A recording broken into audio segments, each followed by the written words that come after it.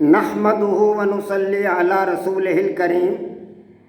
عزیزان محترم، میں Muhammad Aslam Dodi, chairman liberal party Pakistan, آپ سے مخاطب ہوں اور آپ دیکھ رہے ہیں liberal party Pakistan YouTube channel. پیش خدمت ہے پروگرام فہم قرآن۔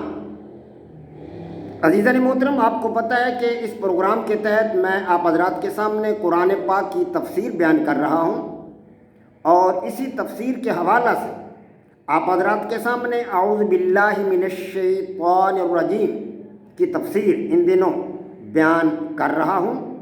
اس سلسلہ میں نے آپ حضرات کے سامنے اللہ تبارک و تعالیٰ کے اسماء الحسنہ میں سے 150 صفاتی ناموں کا مطلب اور مفہوم پیش کیا ہے۔ اسی طرح اعوذ باللہ من الشیطان الرجیم کے حوالہ سے اب آپ حضرات کے سامنے شیطان کے وجود، شیطان کیوں آیا، کہاں سے آیا، اس کا مقصد کیا تھا اور وہ کیوں آیا، اس کو اللہ تبارک و تعالیٰ نے کتنی طاقت دی ہے، اس کا مطلب اور اس کا مفہوم اور شیطان کے بارے میں قرآن پاک نے جو کچھ ہمیں بتایا ہے وہ آپ حضرات کے سامنے رکھ رہا ہوں۔ عزیزان محترم، اس حوالہ سے آپ کے سامنے 3-4 ایپیسوڈ ہوں گے، پھر انشاءاللہ تعالیٰ العزیز اعوذ باللہ من الشیطان الرجیم کی مکمل تفسیر آپ کے سامنے رکھی جائے گی، کیونکہ اس آیت کریمہ میں اللہ تبارک و تعالیٰ کے بعد یہی شیطان ایک اسم ہے۔ اللہ تبارک و تعالیٰ کے ناموں کے علاوہ رحمان رحیم اللہ کے علاوہ، تو اس لیے شیطان کے بارے میں آپ کو بتانا، اس کی تفصیلات سے آپ کو آگاہ کرنا بڑا ضروری ہے۔ تو عزیزان محترم، میں آپ کو پچھلے ایپیسوڈ میں بتا چکا ہوں، واضح کر چکا ہوں کہ اللہ تبارک و تعالیٰ نے کائنات میں سب سے پہلے جو چیز پیدا کی وہ تھے ملائکہ۔ ملائکہ ایک نوری مخلوق ہے، اللہ تبارک و تعالیٰ نے ان کو نور سے پیدا کیا ہے اور یہ اللہ تبارک و تعالیٰ کی عبادت و ریاضت میں مشغول رہتے ہیں، یا جو کام بھی اللہ تبارک و تعالیٰ نے ان کے سپرد کیا ہوا ہے اس کو انجام دینے میں مگن رہتے ہیں۔ ملائکہ کے بعد اللہ تبارک و تعالیٰ نے کائنات کو پیدا فرمایا۔ فی ستۃ ایام، آپ کو یاد ہے نا قرآن پاک کی آیت سورہ ہود کی جو میں نے آپ حضرات کے سامنے پڑھی ہیں، تلاوت کی ہیں، آپ کو سمجھایا ہے اور وہ آیات بیان کی ہیں۔ تو اللہ تبارک و تعالیٰ نے کائنات کو 6 دن میں پیدا فرمایا۔ اس وقت اس کا عرش پانی پر تھا، کان عرشہ علی الماء، وہ آیات آپ کو یاد ہوں گی۔ 6 دن میں اللہ تبارک و تعالیٰ نے کائنات کو وجود بخشا، زمین کو بنایا، آسمان کو بنایا، اور زمین پر جو چیزیں اللہ تبارک و تعالیٰ نے پیدا کرنی تھی وہ کر دی۔ اس کے بعد تیسری مخلوق اللہ تبارک و تعالیٰ نے جنات کی پیدا فرمائی، کیونکہ زمین پیدا ہو چکی تھی، لہذا جنات کو اللہ تبارک و تعالیٰ نے زمین پر بسایا، زمین پر آباد کیا۔ لیکن جنات کیونکہ آگ سے پیدا کیے گئے تھے، لہذا وہ بلندیوں تک بھی جا سکتے تھے، آسمان تک بھی وہ جا سکتے تھے، لیکن اللہ تبارک و تعالیٰ نے ان کو یہ ہمت نہیں عطا کی، یہ طاقت نہیں دی کہ وہ آسمان سے اوپر جا سکے۔ وہ پہلے آسمان پر جا کر اوپر والی باتیں کبھی کبھی سن لیا کرتے تھے اور غیب کی باتوں کو سننے کی کوشش کیا کرتے تھے، بلندی پر جا کر، آسمان کی بلندیوں تک جا کر۔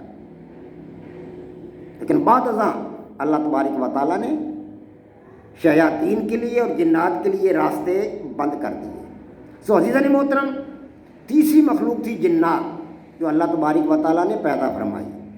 جنات کو اللہ پاک نے آگ سے پیدا فرمایا اور ملائکہ کو اللہ تبارک و تعالیٰ نے نور سے پیدا فرمایا۔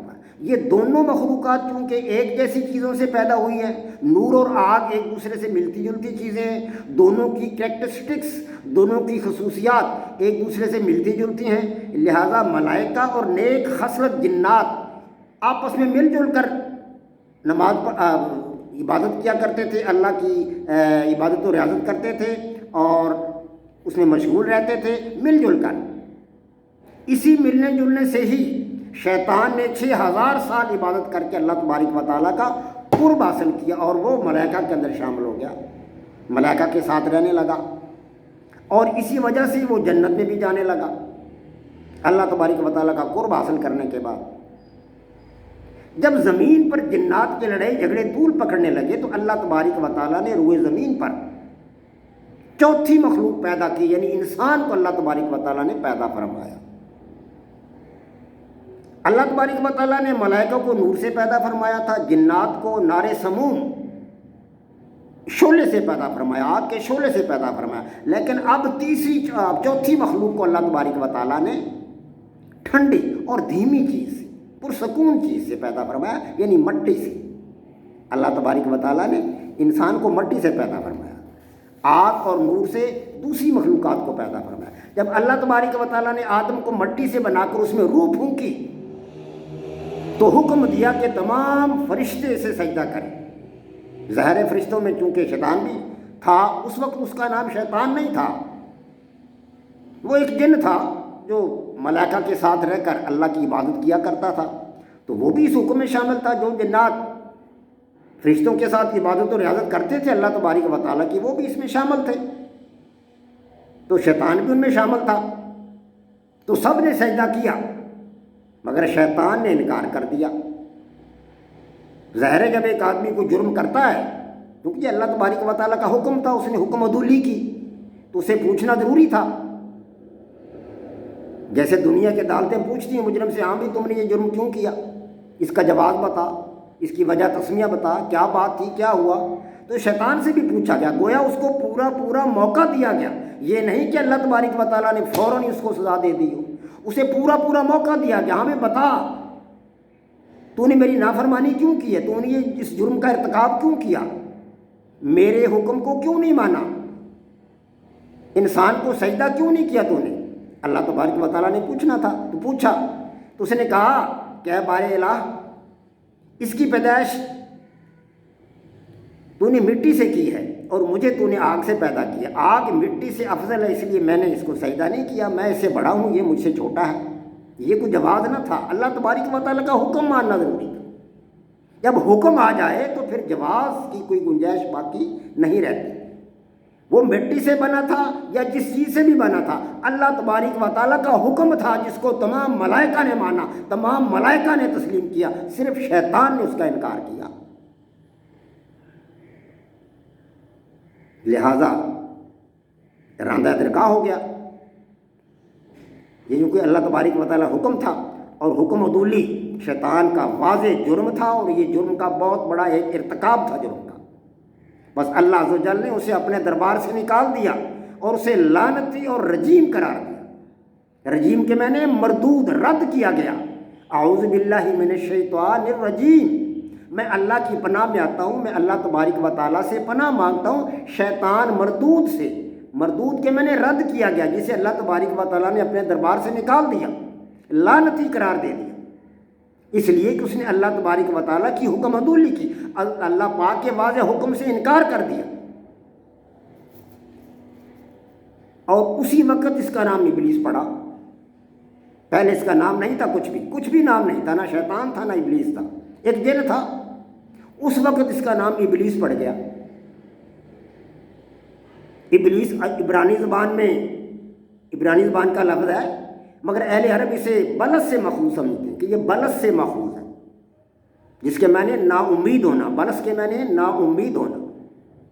अल्लाह की नाफरमानी करके चूँकि शैतान को अब अल्लाह तबारक व तआला से कोई उम्मीद नहीं, इसलिए वो इब्लीस कहलाया, उसका नाम इब्लीस पड़ गया। लिहाजा कुरान पाक में कई जगह पर इब्लीस का लफ्ज़ भी आता है। तो अब शैतान को अल्लाह तबारक व तआला ने उसकी दरख्वास्त पर, जैसे पूछा जाता है जिसको फांसी दी जा रही हो, पूछा जाता है आमी तबारी को ख्वाहिश है, को आखिरी ख्वाहिश है तो बताओ, उसे पूरा कर दिया जाए। तो शैतान से भी पूछा गया,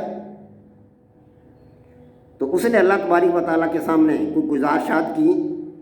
उनको अल्लाह तबारक व तआला ने माना या ना माना, तस्लीम किया या ना किया, और उसको कितनी ताकत दी गई, ये इंशाअल्लाह आइंदा अगले एपिसोड में आपको बताऊंगा।